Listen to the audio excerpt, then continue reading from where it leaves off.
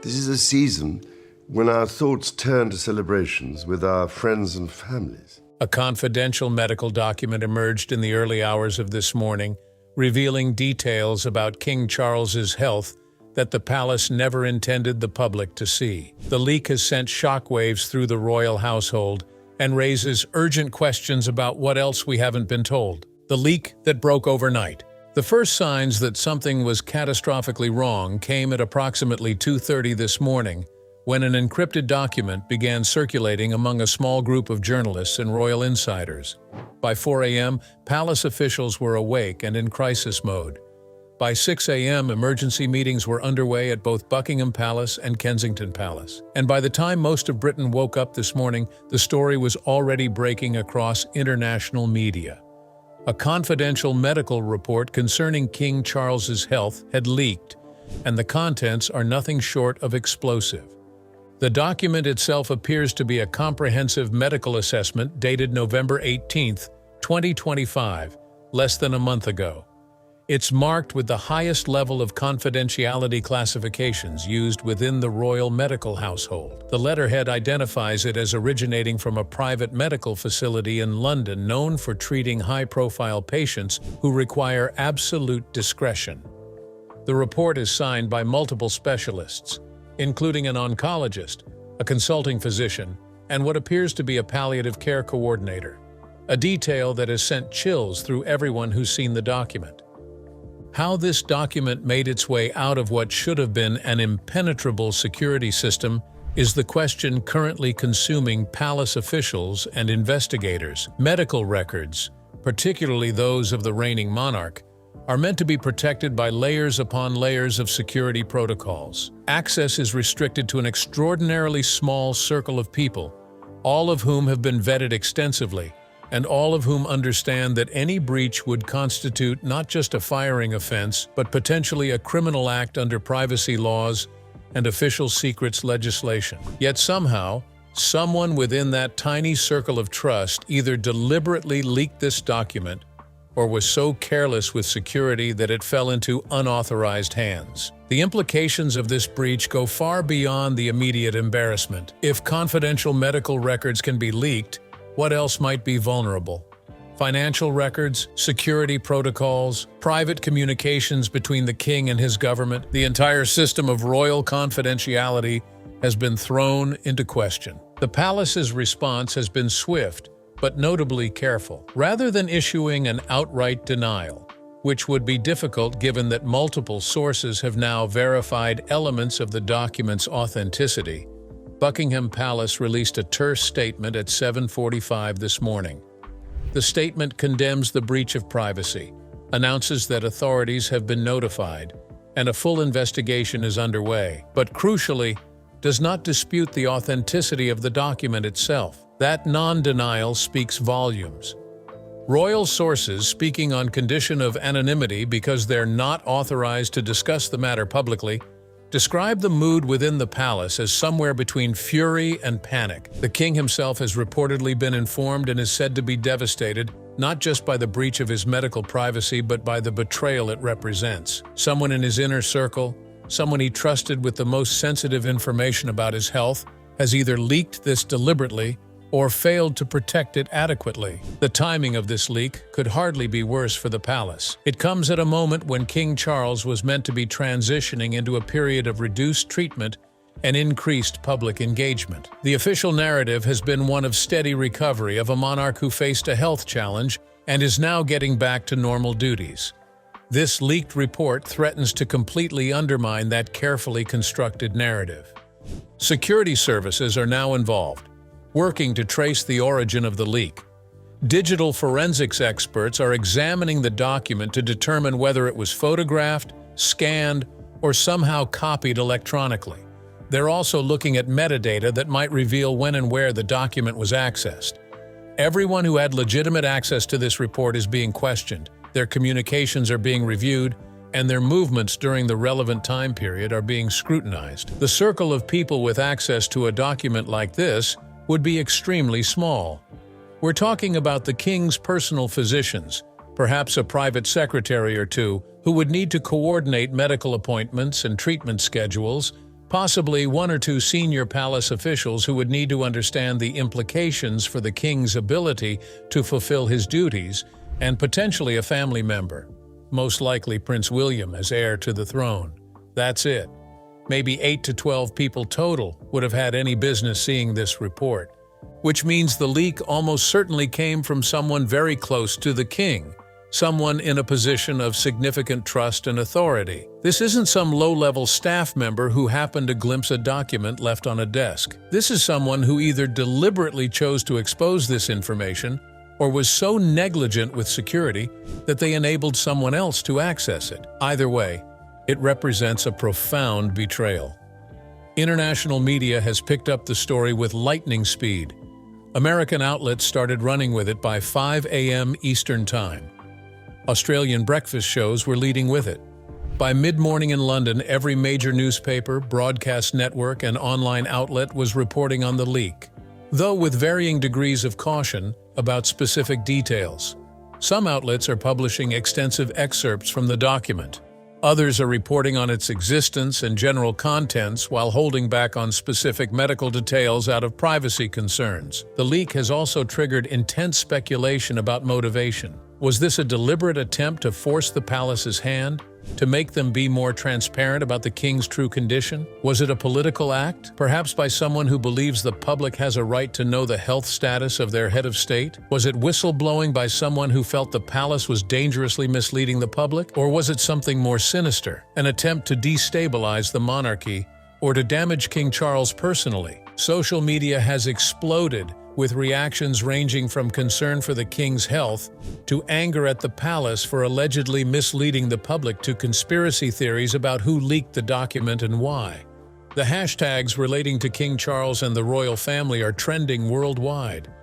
Buckingham Palace's social media team is overwhelmed trying to manage the response, though they've been given clear instructions not to engage with speculation about the document's contents. What's particularly striking about this leak is the comprehensiveness of the document. This isn't a brief note or a single test result. This is a detailed multi-page assessment that covers diagnosis, treatment history, current status, prognosis, and recommendations for ongoing care. It's the kind of document that gives a complete picture of a patient's medical situation, which is precisely why it was meant to be so carefully protected and why its leak is so devastating. As Britain wakes up to this story, the questions are mounting faster than the palace can possibly address them. How sick is King Charles really? What weren't we told? Why did the palace feel the need to hide the full truth? Can Charles continue to serve as monarch, given what this report reveals? And perhaps most pressingly, what else is being hidden from the public about the state of the monarchy? What the report actually reveals? Now we need to address what's actually in this leaked medical report, because the details are both more specific and more concerning than the palace's carefully calibrated public statements have suggested. While we need to be respectful of the king's medical privacy, the reality is that this information is now in the public domain, and the discrepancies between what we were told and what this report shows are too significant to ignore. The report begins with a comprehensive case history that traces King Charles's cancer journey from initial diagnosis through his current status. According to the document, Charles first experienced symptoms that warranted investigation in late October of 2023, several months before the palace announced anything publicly. Those initial symptoms, which the report describes in clinical detail, were concerning enough that his physicians ordered immediate and extensive testing. The diagnosis, when it came in early, was more serious than the palace ever publicly acknowledged. While Buckingham Palace announced in February that the king had been diagnosed with a form of cancer during treatment for an enlarged prostate, and that it was not prostate cancer, they provided virtually no other details. The leaked report identifies the specific type and staging of the cancer, and that information paints a significantly more serious picture than the public was led to believe. According to the medical assessment, Charles's cancer was classified as stage 3 at the time of diagnosis, meaning it had already spread beyond its point of origin, but had not yet reached distant organs. This is a crucial detail that was never shared publicly. Stage 3 cancers are serious conditions that require aggressive treatment and carry significantly more uncertain prognoses than earlier stage diagnoses. The palace's vague statements about cancer allowed the public to imagine anything from a very treatable early-stage condition to something more serious, and most people apparently assumed the best-case scenario. The treatment protocol detailed in the report is also more intensive than public statements suggested. Charles underwent what the report describes as aggressive combination therapy starting in late January and continuing through September of this year. This included not just the chemotherapy that was vaguely referenced in palace statements, but also targeted radiation therapy and immunotherapy treatments that require careful monitoring and come with significant side effects. The report documents the side effects Charles experienced during treatment. These included severe fatigue, weight loss of approximately 18 pounds from his starting weight, periods of nausea despite anti-nausea medications, and what the report clinically describes as treatment-related neuropathy affecting his hands, which would explain why Charles has been photographed less frequently signing documents,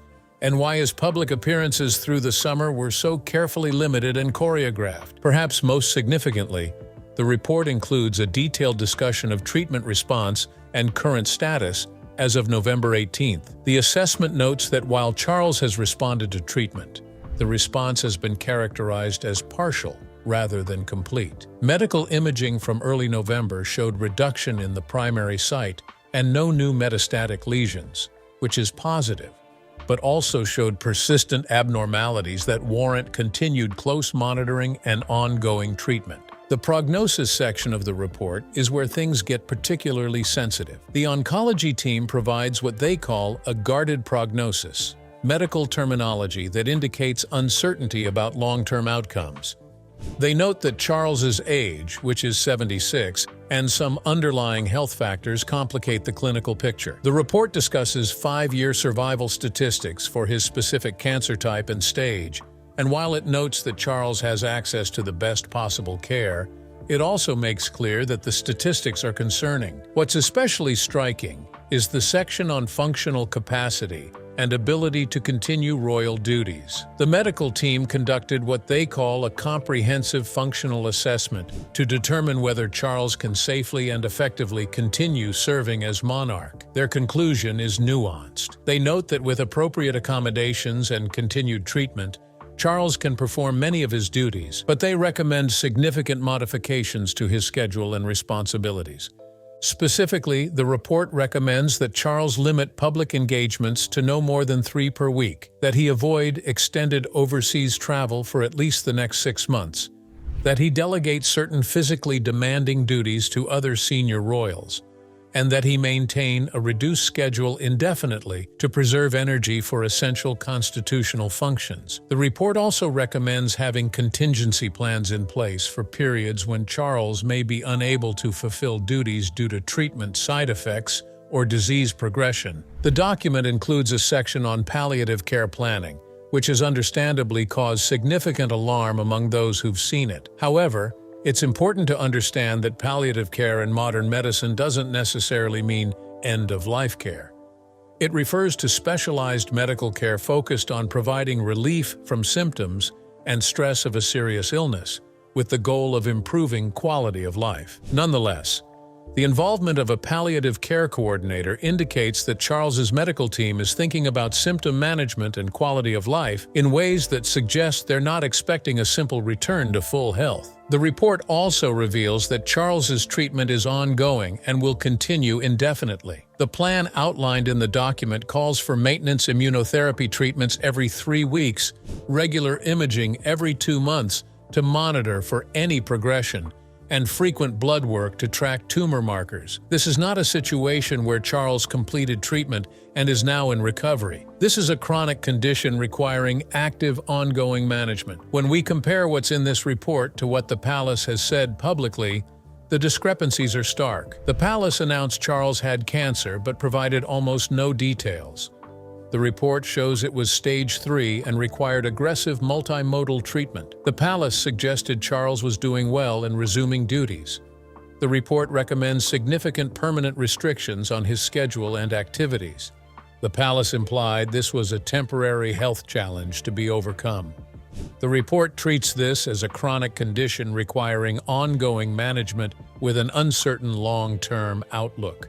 There's also information in the report about how Charles's condition is being managed in the context of his role as monarch. The document reveals that there have been multiple discussions between Charles's medical team and palace officials about the constitutional implications of his diagnosis and treatment. There are references to consultations with the Lord Chancellor's office about the Regency Act and under what circumstances it might need to be invoked. The report notes that Charles himself has been resistant to scaling back his duties as much as his doctors recommend. There are documented instances of Charles overruling medical advice to attend certain events or maintain a heavier schedule than recommended. The medical team expresses concern in the report that Charles's determination to fulfill his perceived duties is potentially counterproductive to his treatment and recovery. Perhaps most tellingly, the report includes a section on prognosis scenarios. It outlines 3 possible trajectories. The best-case scenario involves continued stable disease with quality of life maintained through ongoing treatment, allowing Charles to serve as monarch with accommodations for another 5 to 7 years. The moderate scenario involves gradual progression, requiring increasingly intensive treatment, and potentially necessitating regency arrangements within 2 to 3 years. The worst-case scenario, which the report notes is less likely but must be considered, involves rapid progression that could necessitate immediate regency arrangements or even abdication. This leaked medical report, in summary, reveals a king who is significantly sicker than the public was led to believe, who is managing a serious ongoing condition rather than recovering from a temporary illness, and whose ability to fulfill his role as monarch is genuinely in question. The contrast between this reality and the palace's carefully optimistic public statements raises serious questions about transparency, about the public's right to know the health status of their head of state, and about what else might be hidden behind palace walls. The palace's deception, a timeline of half-truths.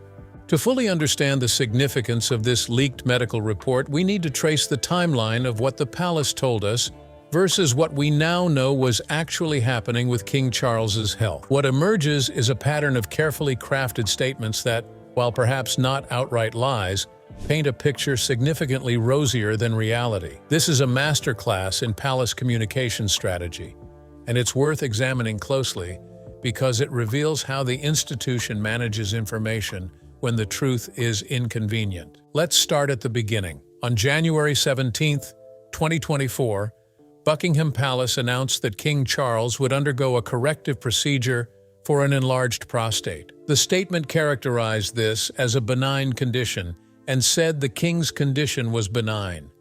They added that Charles was keen to share the details to encourage other men experiencing symptoms to get checked.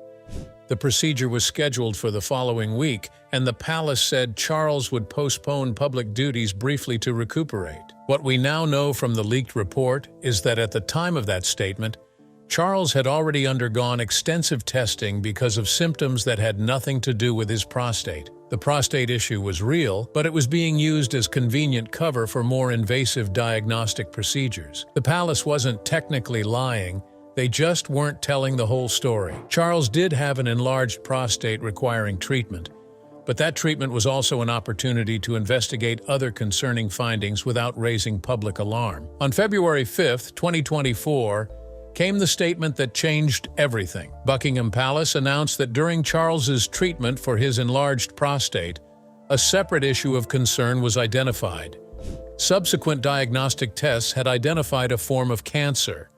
The statement said Charles had commenced a schedule of regular treatments and that doctors were positive about his treatment. Crucially, the statement said it was not prostate cancer and that the king would postpone public-facing duties, but would continue undertaking state business and official paperwork. That statement is a masterpiece of selective disclosure.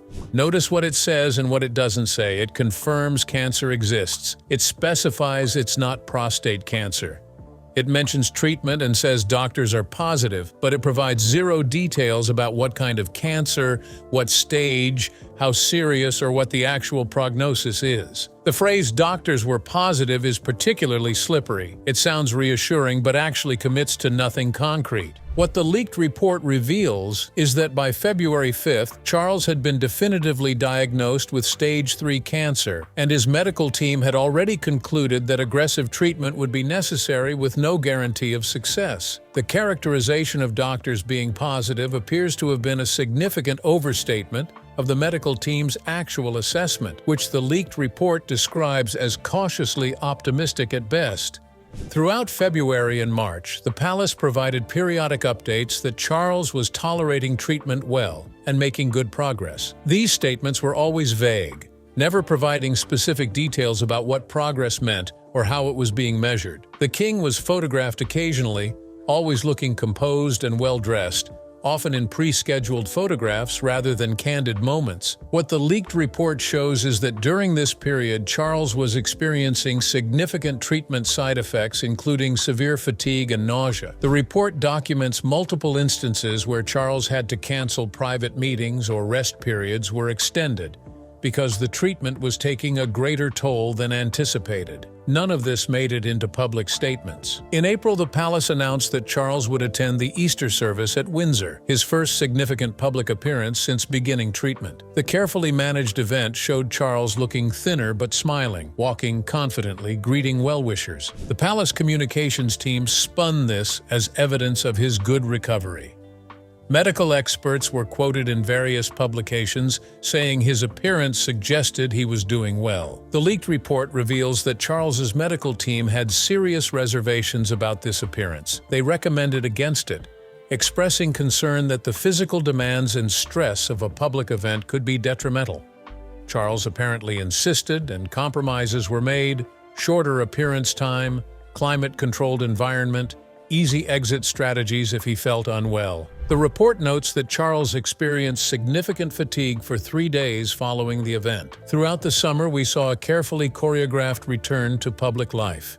Charles attended Trooping the Color in June, looking notably thinner but present. He hosted a state visit from the Japanese Emperor and Empress. He traveled to Scotland for his traditional summer retreat. Each appearance was accompanied by palace statements suggesting steady improvement and a return to normal activity. The leaked report tells a different story. It shows that each of these appearances required extensive preparation, rest periods before and after, and medical monitoring throughout.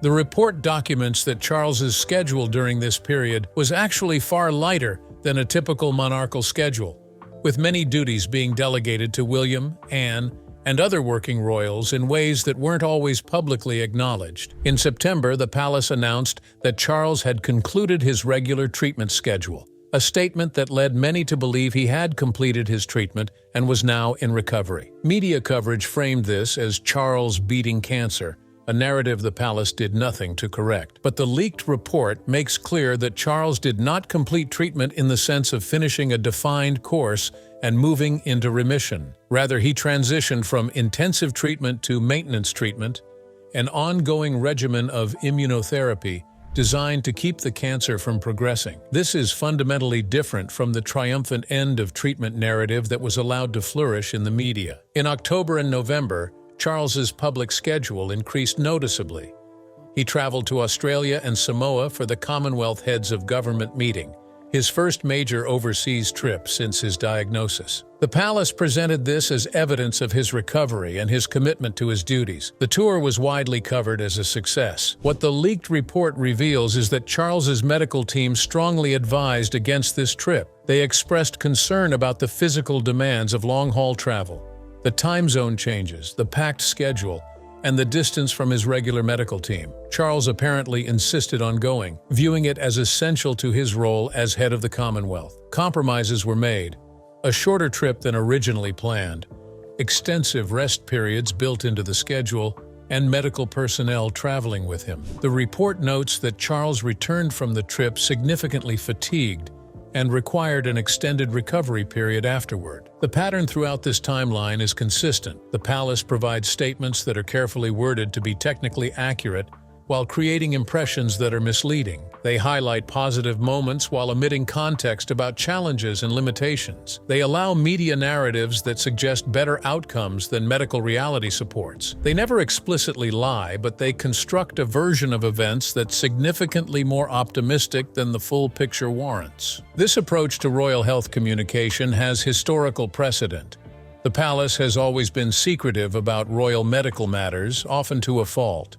King George VI's lung cancer was minimized publicly until shortly before his death. Queen Elizabeth II's health issues in her final years were carefully managed in public communications. There's an institutional reluctance to be transparent about royal vulnerability. But in the modern age of social media, leaked documents, and 24/7 news cycles, this old approach is increasingly untenable. The leaked medical report has exposed the gap between palace statements and medical reality in ways that damage institutional credibility. If the palace was willing to be this misleading about something as serious as the king's cancer diagnosis and treatment, what else are they not telling us? That's the question now being asked, and it's a corrosive one for an institution that depends on public trust. The succession question no one wants to answer. The leaked medical report has forced into the open a question that palace officials have been desperately trying to avoid. Given King Charles's actual health status,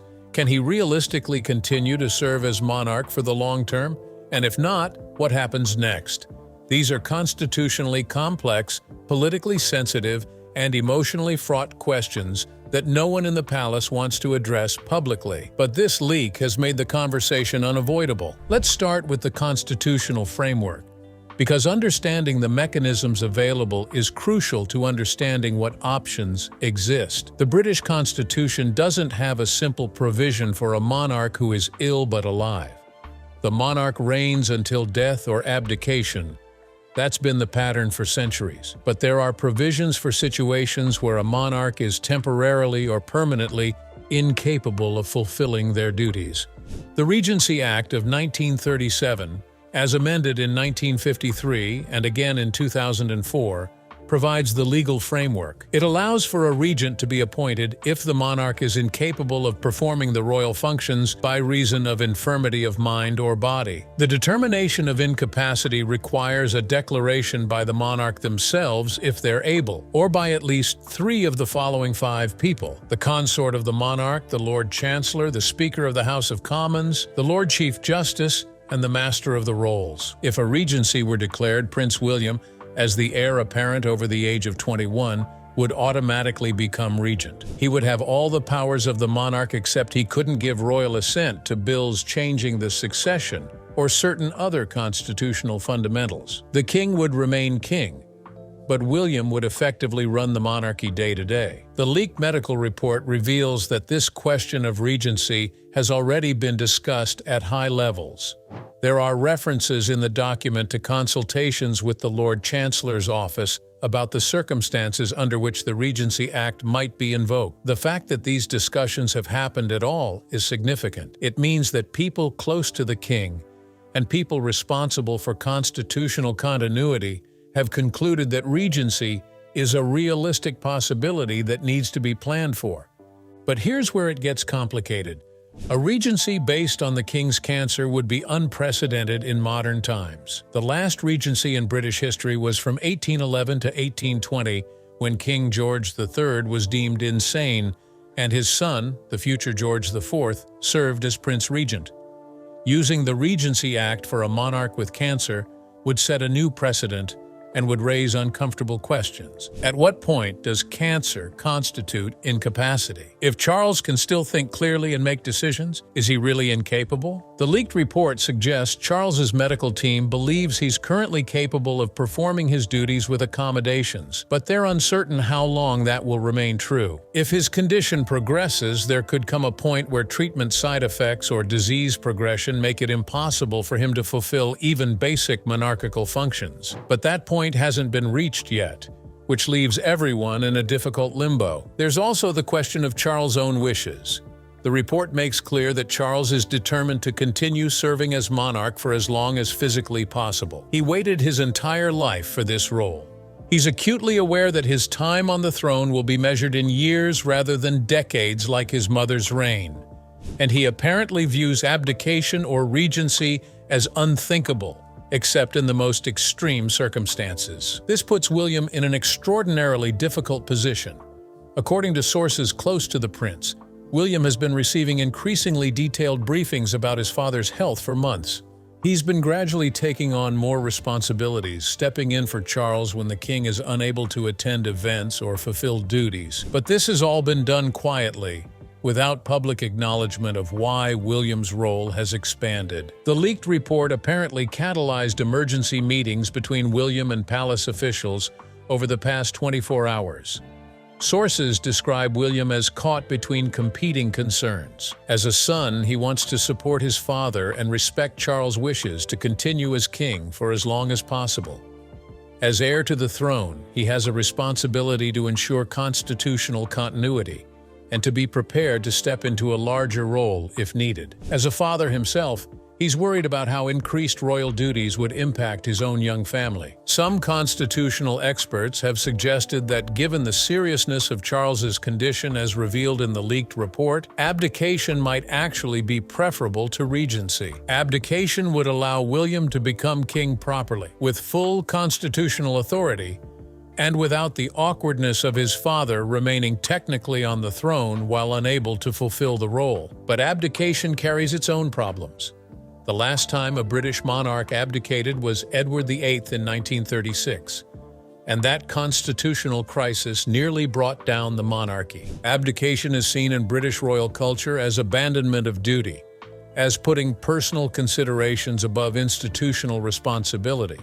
For Charles, who has spent his entire life preparing for and then briefly occupying the throne, abdication would be a bitter pill that he's highly unlikely to choose unless his condition becomes completely incompatible with continuing.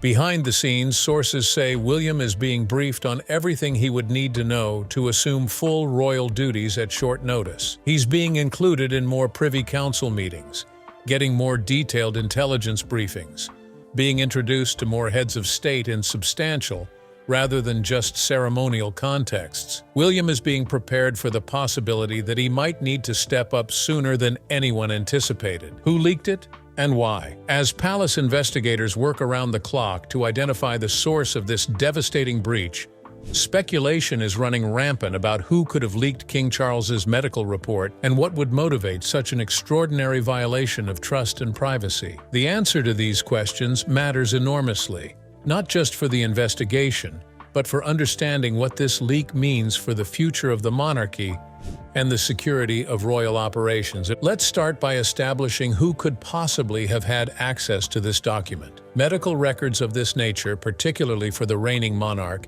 exist in an extremely controlled ecosystem. The document would have been generated by Charles's medical team and provided to a very small circle of individuals who absolutely needed to know the full details of his condition. We're talking about a group of perhaps 8 to 12 people maximum. First, there are the medical professionals themselves. Charles's primary oncologist would have authored or at least signed off on this report. Consulting specialists who contributed to his care would have had access. A private secretary or medical coordinator who manages Charles's treatment schedule would need to see it. But medical professionals are bound by extraordinary confidentiality requirements, both legally and ethically. A doctor leaking a patient's medical records would face not just dismissal, but potential criminal prosecution and the complete destruction of their career. Second, there are senior palace officials who would need this information to plan around Charles's capacity and schedule. The king's private secretary, who coordinates all aspects of his official life, would almost certainly have access. Perhaps one or two other very senior courtiers who manage constitutional and operational matters. These individuals are career civil servants who have devoted their lives to royal service. A leak from this level would be career suicide and likely criminal, but it's theoretically possible. Third, and this is where things get more interesting, there are family members. Prince William, as heir to the throne, would almost certainly have been briefed on the full details of his father's condition. He would need to understand the medical reality to be prepared for potential regency or succession scenarios. Queen Camilla likely has access to Charles's medical information as his wife and closest confidant. Possibly Princess Anne, who has been taking on additional duties to support her brother. The involvement of family members in the leak seems unlikely from a motivational standpoint. They have the most to lose from damaging the institution. But it's worth noting that family members might share information with their own trusted staff or advisors, and that's where security could break down. It's possible the leak came not from someone with direct access to the document, but from someone who was told about it by someone with access. Then there's the question of motivation, which might tell us more about the source than anything else. One theory is whistleblowing. Someone who felt the public was being dangerously misled about the king's health and believed transparency was more important than palace protocol. This would suggest someone with a strong ethical framework who made a difficult choice, believing it was for the greater good. Another theory is political sabotage. Could someone have leaked this report to destabilize the monarchy or to damage King Charles specifically? This seems less likely because it's hard to see what political faction would benefit from this kind of chaos. But it's not impossible that someone with Republican sympathies, or someone who sees Charles as a particularly problematic monarch, might view this leak as serving a larger purpose of weakening the institution. A third theory is personal vendetta. Palace life is full of rivalries, resentments, and grudges accumulated over years of close quarters and high stakes. Could someone have leaked this report as revenge against Charles, against the palace system, or against specific individuals they feel have wronged them? This would suggest a disgruntled current or former staff member who had or maintained access to sensitive systems. The digital forensics currently underway will be crucial to identifying the source. Investigators will be looking at several key questions. Was the document photographed with a phone or camera? Or was it scanned or downloaded electronically? If it was photographed, metadata from the image might reveal the device used and potentially even location data. If it was scanned or downloaded, there would be digital logs showing who accessed the file and when. The timing of the leak is also suspicious. Why now? The report is dated November 18th, less than a month ago. So the leak likely happened sometime in the last 2 to 3 weeks. What happened during that time period that might have triggered someone to act? Was there a specific event or decision that upset the leaker? Or was this always the plan once the report existed? There's speculation that the investigation has already identified a small pool of suspects based on technical analysis, while the investigation continues. Though the palace is refusing to confirm or deny these reports, the legal consequences for whoever leaked this document will be severe. At minimum, they'd face immediate dismissal and likely civil litigation from the royal household for breach of confidence. Depending on exactly what laws apply to royal medical records and official secrets, there could also be criminal prosecution. The palace will want to make an example of the leaker to deter any future breaches, which means pursuing maximum penalties. But here's the uncomfortable reality. Even if the palace identifies and punishes the leaker, the damage is done. The information is out there. It can't be put back in the bottle. The palace's carefully constructed narrative about Charles's health has been shattered. Questions about succession and regency have been forced into public discussion prematurely, and the monarchy faces yet another crisis of trust and transparency at a time when it can least afford one. What happens now? The monarchy in crisis. As the dust begins to settle on this extraordinary leak, the question everyone's asking is what happens now? The palace faces a crisis on multiple fronts: medical, constitutional, public relations, and institutional security. How they respond in the coming days and weeks will shape not just King Charles' reign, but potentially the future of the monarchy itself. The most immediate challenge is the public relations disaster. For months, the palace has been feeding the British public and the world a carefully managed narrative about Charles's health. That narrative has now been exposed as significantly misleading. The gap between what we were told and what the leaked report shows is too large to explain away or spin. The palace has lost credibility, and rebuilding it will require a fundamentally different approach to communication. Within hours of the leak breaking, pressure began building on Buckingham Palace to release a more comprehensive statement about the king's health. Medical ethicists, media commentators, and even some politicians are calling for greater transparency. The argument is simple. Charles is not just a private individual entitled to medical privacy. He's the head of state. The public has a legitimate interest in knowing whether their monarch is capable of fulfilling his constitutional duties. Palace officials are reportedly divided on how to respond. The traditionalists want to hunker down, refuse to comment beyond expressing outrage at the breach of privacy, and wait for the news cycle to move on. The modernizers argue the palace needs to get ahead of this story by releasing their own comprehensive statement about Charles's health, one that's honest about the challenges while providing context and reassurance. They argue that the leak proves you can't keep secrets anymore, and that the only way to rebuild credibility is through transparency. King Charles himself will need to make a decision about his public schedule going forward. He has several events planned for the coming weeks, including the traditional Christmas broadcast and various year-end engagements. Does he proceed with those plans, showing the public that he's still capable despite what the report reveals? Or does he scale back, acknowledging the seriousness of his condition and the need to prioritize his health? For Prince William, the coming weeks will be absolutely crucial. He's now been thrust into a spotlight he didn't want, with public and media attention focused intensely on his role as heir and his readiness to take on greater responsibilities. William will need to strike a delicate balance. He needs to be visible and appear prepared to step up if needed, but without seeming eager to push his father aside. Sources suggest William is planning to significantly increase his public schedule in the coming months, taking on engagements that Charles can't manage while also continuing his own priorities. But the reality is that William's role has fundamentally changed. He's no longer just the heir in waiting. He's the heir in preparation for a transition that could come sooner than anyone planned. Catherine's role will also expand by necessity. As William takes on more, she'll need to as well, despite having just completed her own cancer treatment earlier this year. This is particularly challenging timing for the Wales family, who had hoped to have a period of relative calm to focus on their children and Catherine's recovery.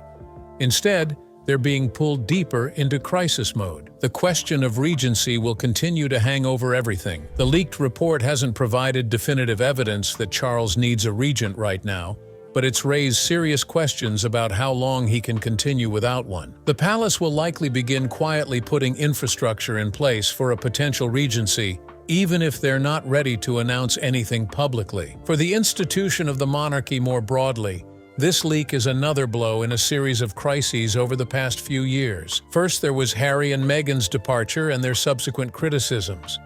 Then Andrew's disgrace and removal from public life. Now questions about Charles's health and the palace's honesty with the public. Each crisis chips away at public confidence in the institution. The security implications of this leak will also have lasting effects. The palace will need to completely review and likely overhaul its information security systems. The atmosphere of trust that existed, however imperfectly, has been shattered. Everyone with access to sensitive information will now be viewed with some degree of suspicion. Looking ahead, the most likely scenario falls somewhere in the middle. Charles continues for now, but with growing acknowledgement that his reign will be shorter than hoped, and that William's time is coming sooner rather than later. The palace learns from this crisis and becomes somewhat more transparent, while still trying to maintain appropriate privacy. And life goes on, with the monarchy changed but surviving, as it has survived so many crises before. The leaked medical report has torn away the palace's carefully constructed facade, exposing uncomfortable truths about King Charles's health and the institution's willingness to mislead the public. As investigators hunt for the source and the palace scrambles to contain the damage, one thing is certain: the monarchy has been fundamentally changed by this breach, and the questions it raises about transparency, succession, and trust will haunt the institution for years to come.